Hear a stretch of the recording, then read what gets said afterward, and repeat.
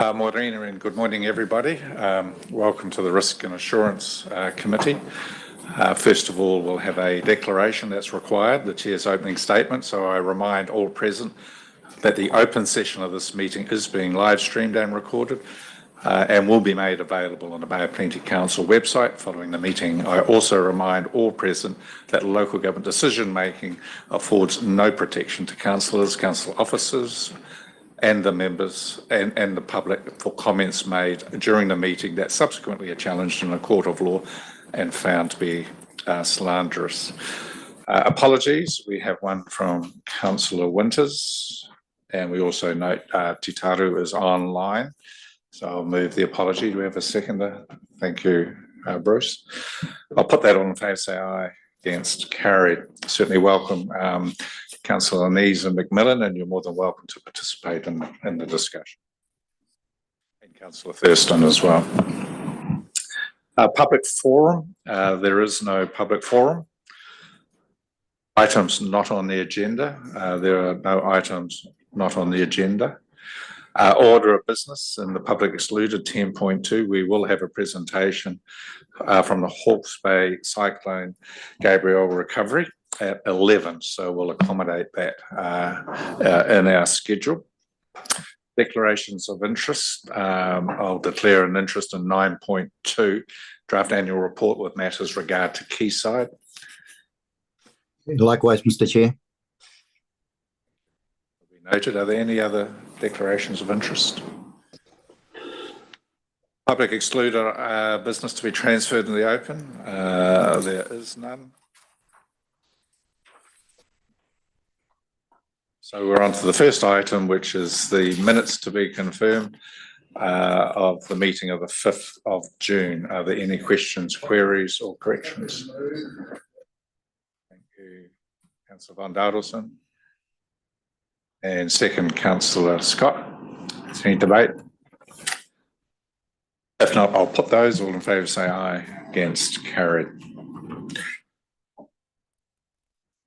Next item, page 17, is the Chairperson's report presented by Matt. Just to talk to that, Matt, it's pretty straightforward in terms of updates of where we're at in terms of the attachments. Thank you, Mr. Chairman, and good morning, everybody. No, nothing to add to the report. So, members, are there any questions or queries with regard to the work program that's proposed this year to June 25 and or the completed work program that ran from March 23 to June 24? Pretty familiar with all of those. Councillor Van Dardilson. Is it appropriate to bring up at this risk and assurance the desire to see better benchmarking between councils and what we can do about it? And should it be part of the work program for this committee? Yes, now's the time. Yeah, so we heard at Local Government New Zealand from the Minister saying that's going to be a priority for the incoming government, well, for the coalition government. And I think we need to be proactive. We need to be talking to our regional sector to make sure everybody's aligned and that we can get effective benchmarking so that we can actually better measure our efficiency and effectiveness. I think it's been a weakness in the sector for too long, and there's the regional sector is a small group, so it should be possible to get 100% collaboration between that. And I think it needs, maybe the sector chair might like to drive it. He's not even listening. But anyway, so I would like this committee to actually put it as a priority to ensure that it happens. I'm really concerned that we're not controlling the cost side of our business enough, and our ratepayers are starting to, because of the visibility now of our rates. I'm getting a lot of pushback personally on the high targeted rate within the Tauranga region, for instance, for transport.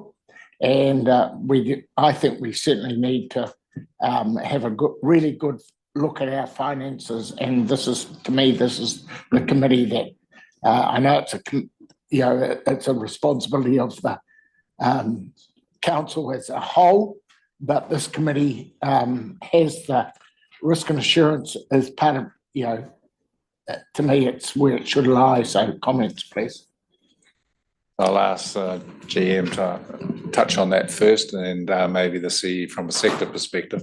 The only first comment I'd make is we need to make sure that if we head down that track, we would be aligned to the government's expectations. Otherwise, we could put a lot of time and effort into a methodology of benchmarking, and it doesn't quite align. But Matt, do you have some initial comments? Yes, thank you, Mr. Chairman. And the Bay Plenty Regional Council has for some time championed benchmarking across the sector, as Councillor von Dallison has asked. The reluctance of other parties has always surprised us, because we always felt that having better information across the sector gives you information that you can then act upon, rather than basically being in the dark over how some of those comparisons might play out. So not understanding where pockets of best practice or improvements can be made.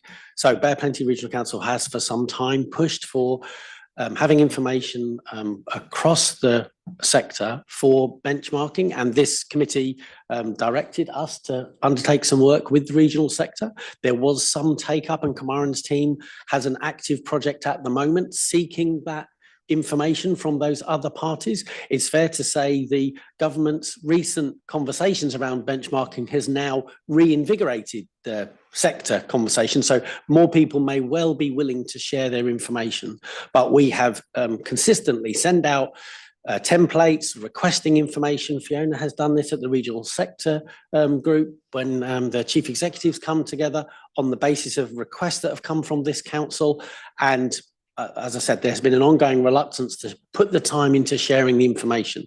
We've always said that it should be proportionate. You put the time in to get something back to then be able to act upon, so that you don't just create loads and loads of statistics which just give you loads of statistics but don't give you useful information. So we've tried to shape it in a way that's meaningful, and I would hope through the reinvigorating of that from the Prime Minister's speech and other conversations that are happening, that we may well get some traction from the sector now, so we get good benchmarking information. And as I said, we have an active project, because it's been directed by this committee and this council, with the regional sector to gather the statistics that you want to know. So we have that already in train. Fiona? I'd love to hear from Fiona, and when you're talking, can you talk to us about the likes of, I can't remember what it was called, was it StarTech? Yeah, where they're doing telemetry to measure water quantity, those sort of things. Yeah, that was a fantastic learning that I had, that a couple of councils have taken up, and where we're at with that. And it's that sort of work that this all leads into. If we can see that others are doing something and they're getting really good results, we don't need to reinvent the wheel. So I'd love to hear from you. Wonder if there's been any proactive working with the government to say, here are the benchmarks which would be good, rather than someone to dream up something and not be relevant to us. So starting there, across, because we're part of Te Ura Kahika, we can work with the other councils. So right now they're doing exactly what you're talking about in terms of presenting back to government the core services that the regional government should be providing, how they should be measured. So that is happening now. One of the regional council CEOs from Taranaki, he's actually done work on looking at Victoria, New South Wales and the benchmarking they use over there. So that will be available to the whole sector, because a number of councils will now look at Victoria, New South Wales, because the minister mentioned those in his speech. So we're doing it collectively across the sector. Kamaran is also leading some work through the corporate SIG, in terms of doing exactly what Matt's talked about, is getting benchmarks, particularly in the corporate area, that are consistent across councils. We're doing that at all the levels. The looking at where there is good technology is something that we can do across the regional sector. And you've provided an example of that we were looking at in terms of your next annual plan. It has a $2 million price tag, that water allocation technology. So that will be something for you to consider. But for example, the other thing that we're doing is looking at where we have best practice across the regional sector. There's 2 live examples. We have been in the forefront of that as Bay of Plenty Regional Council. So you may be aware that we have a dive team here that keeps particularly our harbours and estuaries safe from marine pests. That is contracted around New Zealand to enable them to work for other councils so that other councils don't have to invest in dive expertise. So the dive team here of 4 people work across New Zealand, and that is cost neutral to this council. Another example that's being developed now is Northern Regional Council has put up its hand as the lead council in terms of any eradication of Kalupa, the seaweed, the new pest. And so we've already talked to them about if that comes to our region, they will provide assistance to this region because they have the expertise. Another good example is I've been talking to Horizons about flood modelling. They're the only council in New Zealand that's been able to have flood modellers on staff. They have a unit there, and whether we could use the expertise of their unit as opposed to contracting it in, because it is a very expensive service that we require. So because there are 16 regional councils, these conversations are happening. We here do deliverability reviews that we've been reporting on, particularly in the corporate area. For a number of years, there was a key target for me as a CEO, particularly in terms of corporate and reducing corporate costs. So we've been doing deliverability reviews, and they've been reported through to this committee. But having an agreed set of performance measures that government is interested in and we can demonstrate, I think, is the key next step. So we're looking at Victoria, New South Wales at the moment from a regional government lens. Because if you look at them yourselves, you'll see a lot of them are focused on potentially TLA work. So we're doing that, and we're presenting that to DIA in terms of to support the ministerial direction. Thank you for that. So it sounds like there's some action being taken, and I think the critical thing is working with the government to make sure there are benchmarks that are helpful. But a lot of rabbit holes with benchmarks that are unhelpful.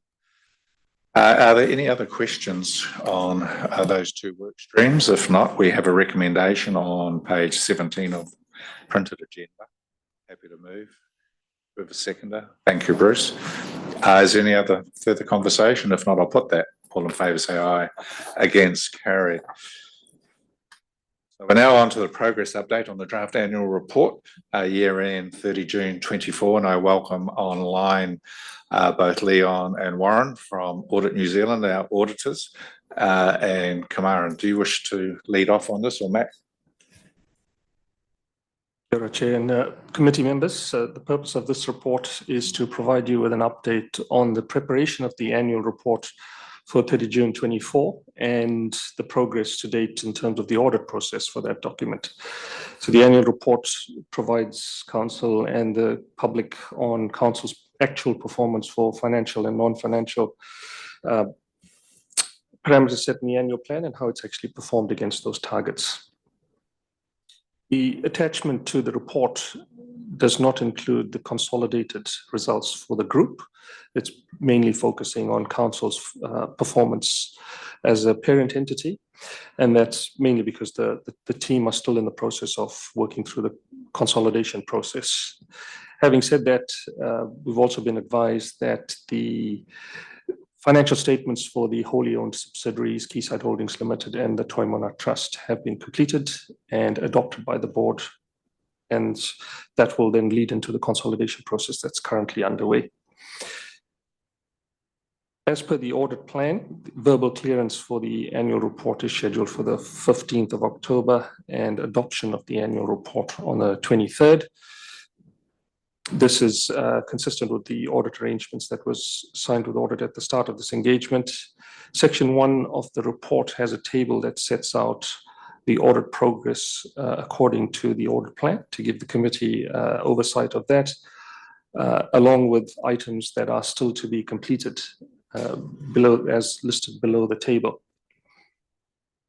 In relation to the rates receivable, there's one territorial authority that we're still working with in relation to recovering rates for past rates collectible, and that's still work in progress. And in terms of capital expenditure, council has achieved a capital spend of 33 million as opposed to what was programmed in the annual plan of 30 million. That is roughly half of which is spent on carry forwards from the prior year, plus what was in the annual plan to make up that total spend balance. When council is presented with the annual report on the 23rd of October for adoption, you'll also have a report to consider the carry forwards from last year to this, from last year to this year, as part of the annual planning considerations that you'd need to look forward to in terms of capital spend. So that's pretty much a high-level summary of what's in the report and what councillors can expect for the annual report and annual plan processes. Thank you for that, Kamaran. I'll now invite either Leon or Warren to comment if they wish. You're welcome to both of you. Kia ora, Chair, and thank you very much for the opportunity. We don't really have, well, I don't have anything further to add. I think Kamaran has summed it up perfectly, and his report summarizes where we are. We are on track for 15 October verbal clearance and 23 October adoption of the annual report. Great, thank you. In terms of the narrative, some elected members may want to comment on that. I've got a couple of little areas that I think require more simple language, to be frank. You know, if a layperson is reading this, it's quite technical. So we can do that through you. I don't want to go through them today, but I'm sure Councillor Lees may have some, and I've got a few. And I see the deputy chair has got pages ready armed to go. So Bruce, do you want to comment first? Look, I am reasonably relaxed, Stuart. I appreciate Kamaran as a process, and you've still got effectively nearly a month to go before verbal clearance is given. So I do have some comments, which quite frankly I could do outside the meeting because it's just part of the preparation. If there were a couple of questions that I could ask, perhaps I could do a couple. It may be worth asking or not. Look, I'm always interested in actually what the chair and the chief executive are saying, and this might sound a bit picky, but on page 32 of the agenda, which is the first page of the statement, it says the long-term plan acts as a contract with the community.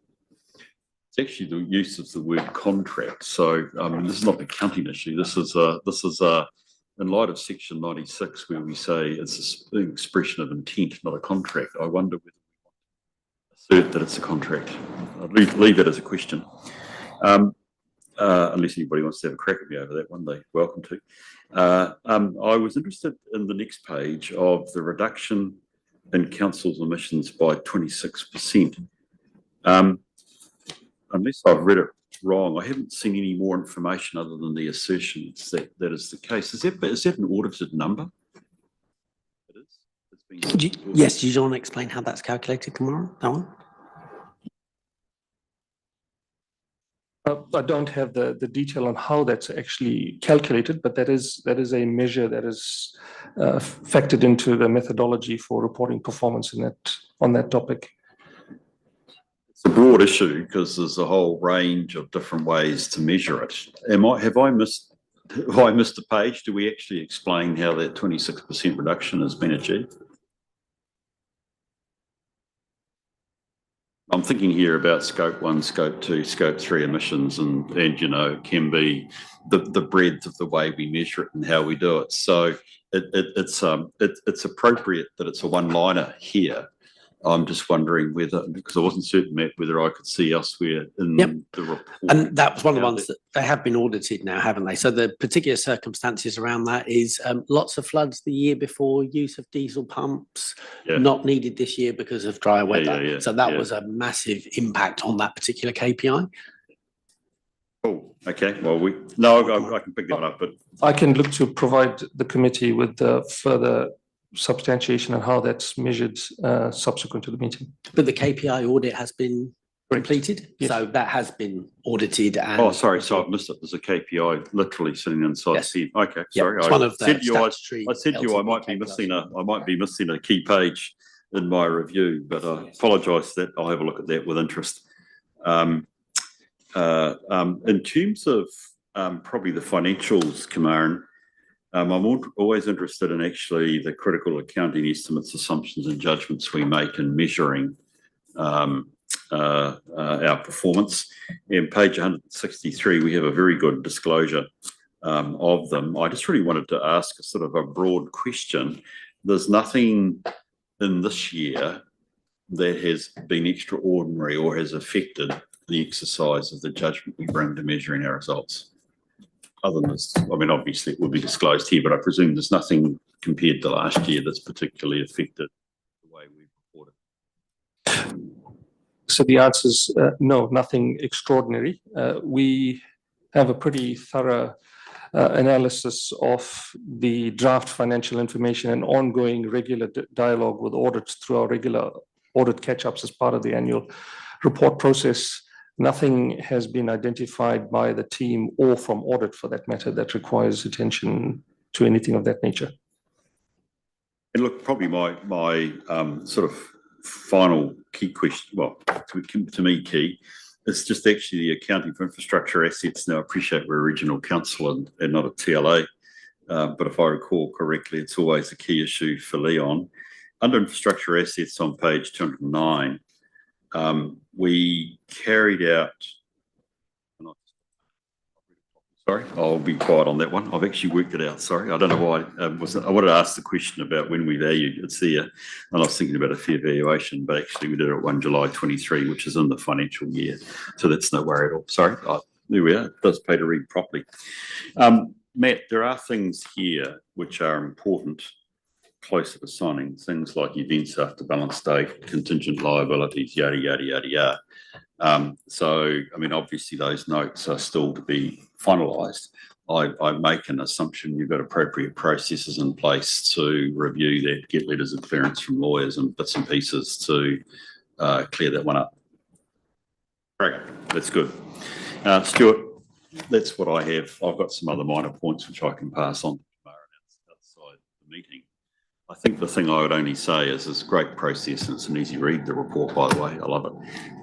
The critical thing, of course, is when we get it finalised, actually what does it mean? Because it's the base for our already adopted LTPs. So there's the, how do we convert all of this information into knowledge, and what does it mean for our financial strategy? That's a different debate going forward. Yeah, thank you for those comments, Bruce. I appreciate it, and we do want to have a clean report to go to council on the 22nd. Kamaran, did you have something else? Just in relation to the 26% KPI that's on page 74 of your Oh, thank you. Appreciate that. I'll gives you read it with the interest. results beyond that. Councillor Van Dalderson, then Councillor Nees. Thank you. Just to get the tone right, at the start of the, it's page 38 in the report, 22 on our document, and diligent strategic priorities. And the first priority there is assisting the region to recover from COVID. Yes, and that is important, but I don't think that's, I think we're past that. And I think we need to move on. And for me, the most critical thing that we have to do as a region is actually make sure that our risk management ensures that we have climate change adaptation mechanisms to protect our communities, especially from severe storm effects. In other words, that's your flood, your rivers and drainage, your floods, your stop banks, all that sort of stuff. And I think that should be absolutely number one on what we we are about as an organisation. So it should be the top priority. And then when we go on to the page 42 or 26 in diligent, and we look at putting the strategic priorities on the list there, I wonder, I think we should have biosecurity actually as a key risk and strategic priority for us as well, because that's the one, biosecurity is the one thing that could, and PSA showed it, and if we get stinky marinated bugs coming around, could destroy our horticulture industry, which is absolutely fundamental to driving income sustainability for the Bay of Plenty. So biosecurity, I think, has to be right at the top up there as a key risk, i.e. a key strategic priority for us. So I'll just leave, I've got other stuff, but that's I'm happy to talk with staff as well on. So through Mr. Chair, to answer that particular point, this is, of course, the last annual report for your last long-term plan for 2021-31. So though some of that prioritisation you have updated that through this current long-term plan. So some of the language, some of the terminology might seem out of date now because that was closing off your last 10-year plan and the 3-year cycle for the 2021-31. So I think that's what it's referring to, Kamaran, isn't it? Closing off that period. But you're quite right, Councillor Von Dallison, the new priorities that you have set through this long-term plan, you will have those reported throughout the year and then in your annual report for 24-25. So it does maybe feel a little bit out of date now, but that's why, is because it is the last long-term plan. Yeah, but to me, even the climate change adaptation, in other words, getting our flood controls correct, should have been back then as well. And I don't want to see a report that goes out that, I know it might be old, but somehow we have to make sure that our messaging is Still relevant. up to date. Yes. Well, more than still relevant, is actually, we only get so many sound bites in the media, and we want to make sure that the sound bites are the most appropriate for our business, because the spotlight has gone on to us because of the rates, and that's a good thing. So we have to really show our community where our priorities are. Kamaran, on page 84 of the agenda, there's about the prudent debt management, and it happened last year, and I've just got Councillor Winters on my shoulder here, where we say our net debt is 24.8 million, which is correct, but our current debt is up to that point was 267. So because we have some liquid assets, and I think we should identify what they are, if we can, like Toi Moana and other ones, because again, a layperson reading that would say, I'm confused. Whereas if you outline the key bulk ones, that would make it more readable. Happy to consider the wording around that in conjunction with audit for greater understandability. Leon, are you okay with that? You understand what I'm saying? I know this has got to go and sort of audit speak for IFRS and that, but I'm just standing in the shoes of a layperson trying to understand this, and that is actually quite confusing. Oh, I agree, Mr. Chair, and something that was mentioned last week, but not changed because it was picked up so late in the piece. I think any extra disclosure that make it clear what you mean by net debt is actually good. Thanks. Well, thank you. I just wanted to mention the financial prudence benchmarks, page 302 of the agenda. I'm concerned at the results of these measures because we're showing orange. So for the past 2 years, we're not achieving our financial prudence benchmarks. So I think leading up to the next annual plan, council needs to have a bit of a look at that and perhaps a bit of a session as to what these actually mean to us and what we're going to do to try and ensure that we stick within the financial prudence benchmarks. And I wonder whether there needs to be a little bit more of a commentary around these, that the comments attached to these are very technical, and it may be that some members of the public are interested in whether we've met our financial prudence benchmarks, and when we don't, they may not understand the explanation for them. So I just wondered whether we shouldn't be saying, giving a little bit more of a layman's commentary around what the results were against the benchmarks for the past 2 years, why they are like they are, and are we comfortable with the results and the trends? So just because this is a hot item, people are concerned about our rates at the moment, and they may go and have a look and see how we are benchmarked. And it doesn't look too good with Orange for our last 2 years. So that's just a comment for me, and I think it might warrant a little bit of extra work. Did you wish to comment on that, Kamaran? Just for councillors to note that the disclosure around this particular area is quite prescriptive. That is a conversation I'm happy to take up with Audit New Zealand, but this is dictated to by central government and prescribed quite heavily around, especially around the explanation for each of those benchmarks, for consistency across the sector, for central government to be able to use that for comparability reasons when they draw on this. But it's a conversation I'm happy to take up with Audit as to whether there's any opportunity to provide the community with further context around that, and what flexibility is in terms of being able to do that. Perhaps through you, Chair, a member of the audit team might be able to comment on that. Leon? Yes, thank you, Mr. Chair. Yeah, again, you can't do anything about the graphs. You can't even change the colors. It is so prescriptive, as Kaman said. But narrative below that and around a disclosure around that is allowed. And yeah, again, I believe good disclosure is actually that to help the readers understand what you're saying is actually a good thing. Thank you. We can work on that.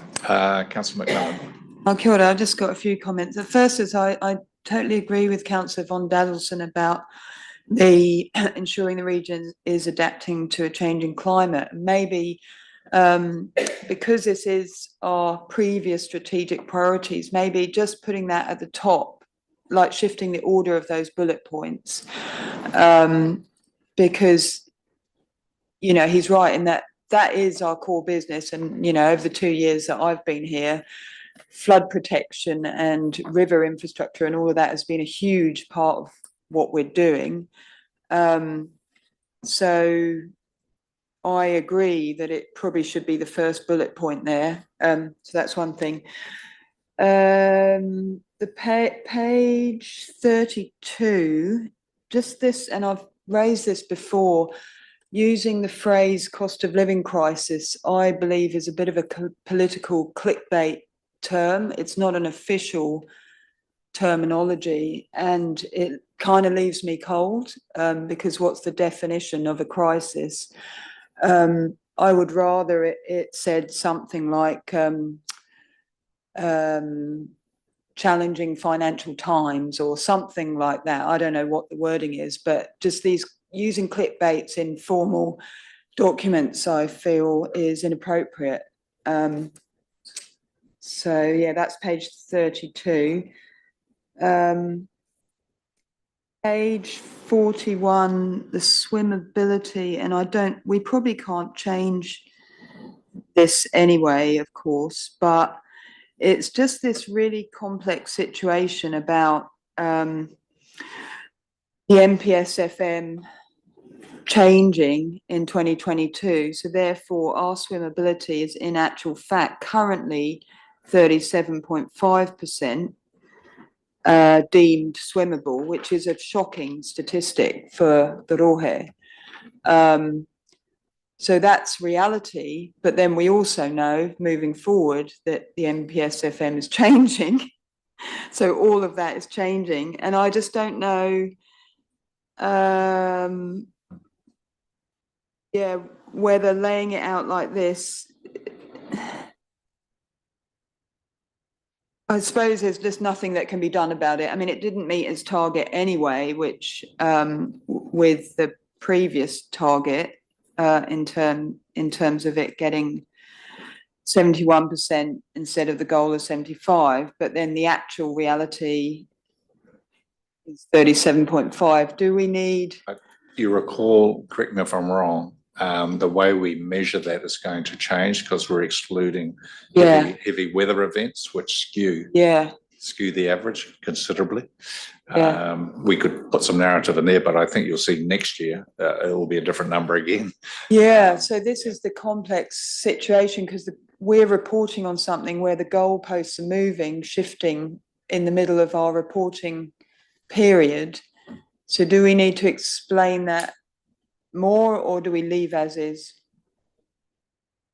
We can include that in the commentary section, but as noted by the chair, this specific measures from the last round of this performance framework. That there's a revised measure for that that will be reported from the next annual report onwards. And if there are environmental factors that need to be factored into the commentary to give further context around the actual results against targets, we'll certainly look to tell that story for the benefit of the community. And then page 32, oh, sorry, not 32, 71, which is about the ROI on volunteers, and this probably can't be changed either, but I'm sorry, I'll just get the page in front of me, apologies.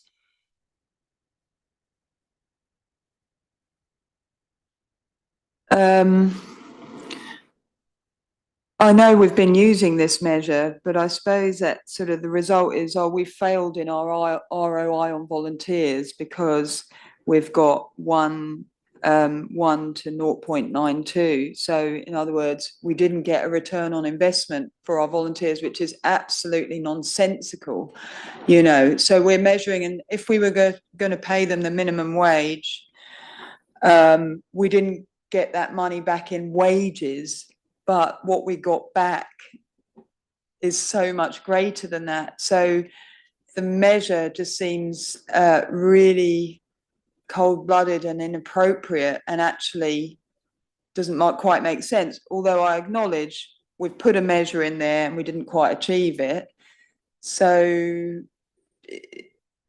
do we put further explanation there? Because it sounds like if I was a volunteer in one of these care groups that have been funded by Toi Moana, reading that, I go, oh, right, I failed them, which looks pretty, I don't know. It's just a comment. You probably can't. I can advise that measures no longer in the current LTP. So your performance framework will not reflect that measure. But take on board your comments, Councillor McMillan, around the basis for ROI, which would be the last time this is being reported on in that nature. We better make some progress. Just my comment is, and really something that's been said about the technical language, and just reading through that, and just to double check about graphs having keys. I'm looking at the one on page 320 of the report. So some of the graphs aren't explicit, don't make sense without the keys. But apart from that, the technical language, just looking through for that. Councillor Thurston. Thank you, Chairman. You know what I'm going to go on about. But thank you for affording me an opportunity to speak when I'm not on this committee. But in terms of Nongataha and what unfolded in 2018, we put huge weight and emphasis on risk and assurance and flood protection and control. So for my benefit and the benefit of the Rotorua community, can we just have a definitive statement today as to where that whole Nongataha mitigation sits at this point in time in terms of hazard risk and in our planning and decision making? I presume it's for Mr. Engel or. Chris, do you want to comment at this point, or do you want to think about it? In terms of audit and risk, Chris? Yeah, well, we don't.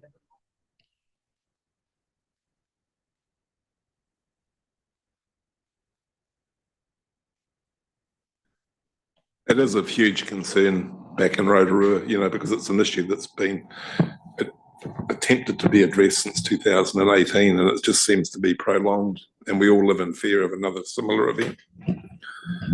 So we have a guest speaker coming along later on today at 11, I think, who will be speaking about the experience of Cyclone Gabrielle in the Hawke's Bay. I understand he'll be speaking about oversize events, and Nongata and other parts of the region are at risk of those events. So I think that would be a good time to discuss those things in the wider context. Thank you. It's noted, Councillor Thurston. Right, we have, and so thank you, Kamaran. We're on track.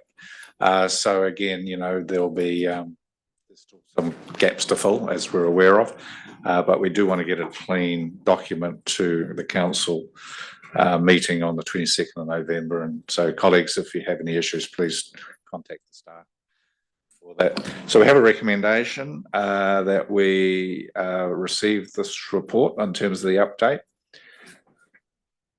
Mover for that. Thank you, Bruce. Second, Councillor Van Dardilson.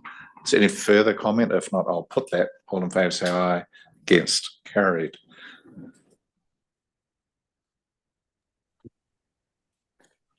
Thank you, Mr. Chair. Thank you, Leon and Warren.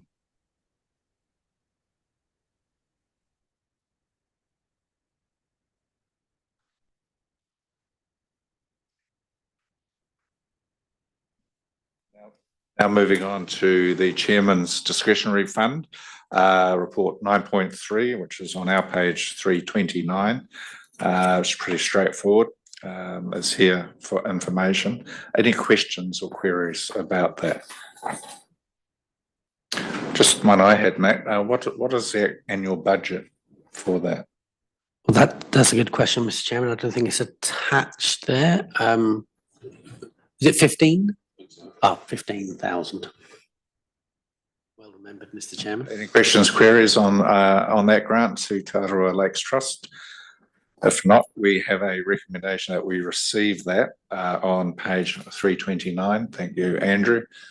I'll second that.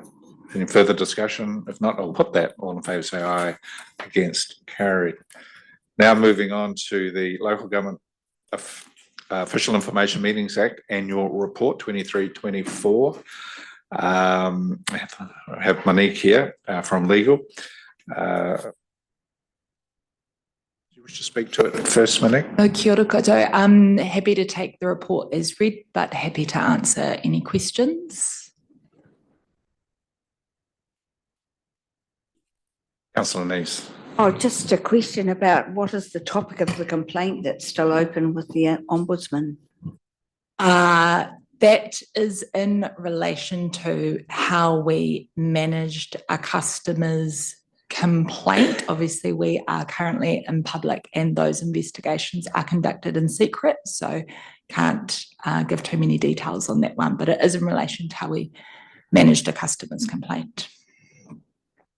Public excluded is the language I use. Secret sounds a bit. No, I should say that is the language that the Office of the Ombudsman uses. So okay. hence that We terminology. Far more dramatic.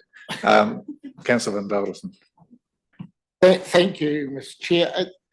Really interesting report, and it looks like things are just tracking quite nicely. What would be of interest, and I know you can't disclose who they are, but if there was any way that we could get an indication of whether there's any litigious, people who are continually, are these all one-offs or are they multiples? And, just to get an understanding of the process, because that would tell us a lot about.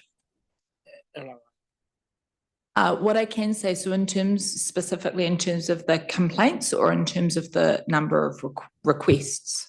Well, we do have repeat requesters from time to time. One of the complaints that was escalated to an investigation was a particular customer whose staff have had ongoing discussions with over a course of time, but as the report states, that particular investigation was closed very promptly by the Ombudsman as we were able to show and illustrate how we had managed that customer and their complaints, and the Ombudsman was very satisfied with our response.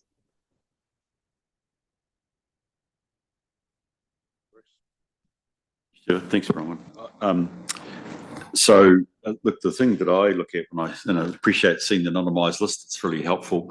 Is from it, is there any, do you take any implications, or sorry, have you drawn any conclusions from the year's listings of requests, whether in fact there's something that we can do or should do that is more transparent, if I can use that word, rather than secret, seeing that's the word that is the correct one from the Ombudsman.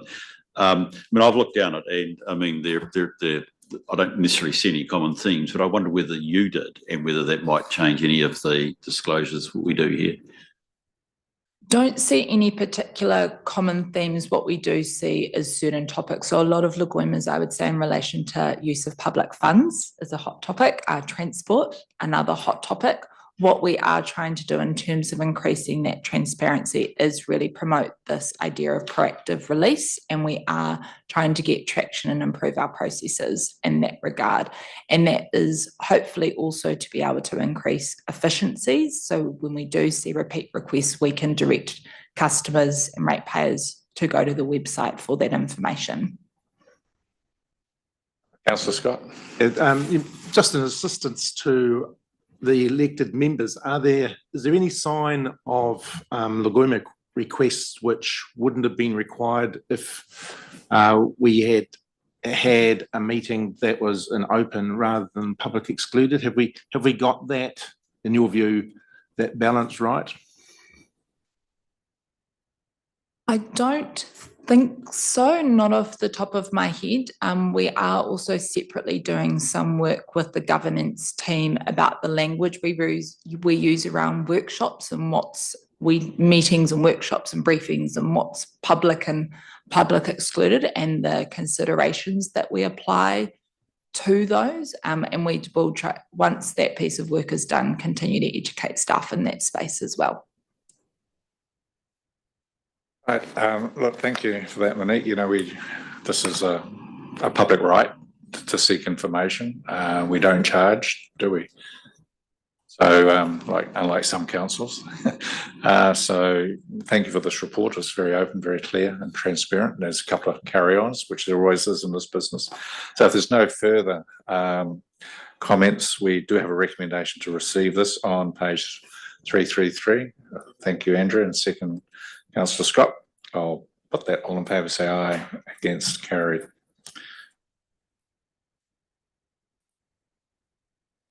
Right, the next report here written by Stephen is our internal audit report for 23-24 in terms of the update of the work plan. Thank you, Chair and councillors. I'm happy to take the report as read. I just wanted to make one comment in terms of acknowledging the work that Aaron did for us over the past 4 years in terms of the internal audit program, and especially in the last year in terms of helping the teams to close off a number of outstanding open points. So I just wanted to acknowledge Aaron in terms of the work he's done now that he's left us. So. He may be watching online, Steve. We're not sure, are we? He's on holiday in Cairns at the moment, so he's probably not. Lovely. So it's taken as read, these updates. Are there any questions or queries by the elected members in terms of the status of the work plan? Councillor Neves. Number of open high-risk ICT actions. How can we have confidence that those remaining open don't represent an intolerably high level of risk to the organisation. And I mentioned that in the context of the information management audit report that comes later, which highlights some very high risk issues. Yeah, so in terms of those ICT points, they were classified as high at the time, but they haven't. So in terms of those, the team has worked to close out those points in regards to high risk systems. But as you can appreciate, we have a number of systems in terms of the what we have across the council. So they've closed them with respect to those high and kind of important systems, but there's a number of systems they still want to go through that are of low risk to close out, to make sure that we haven't closed that point so it doesn't get left behind. So we're confident that they've gone through and amended those with those core high risk systems that we have. But left the point open so that they continue that work in terms of other areas so they don't get forgotten about. So we're confident that they have done that for those high risk systems, if that makes sense. I'd just be interested to know how many of those integrate into our major core systems, because that can provide a pathway through if you've got a vulnerability in a non-essential system, but actually links to the high-risk systems, then you can potentially have an area of vulnerability. So, so there will be a presentation later in terms of the ICT. So, but yeah, from what I would say is that the overall general controls cover that pretty well. And so we're pretty confident in terms of that as well. But like I say, the points were left open because there's a broad breadth of systems that they still want to go through and make sure that they're comfortable in that. But they have gone through and looked at those core systems to make sure they have that under control. Further questions? If not, we have a recommendation on page 346 that we received the internal audit report. Thank you, Councillor Van Dalen, and I'm happy to second. I'll put that. All in favour say aye. Against, carried. Now that brings us to the end of the open session. So we'll have a mover and seconder to move into public excluded, and we note that Kyle Christensen be permitted to be present in the public excluded section of the meeting in terms of his presentation with regard to Hawke's Bay Cyclone Gabrielle review. Thank you, Councillor Scott. Happy to move that, and second, Councillor Van Dalen. I'll put that. All in favour say aye. Against, carried.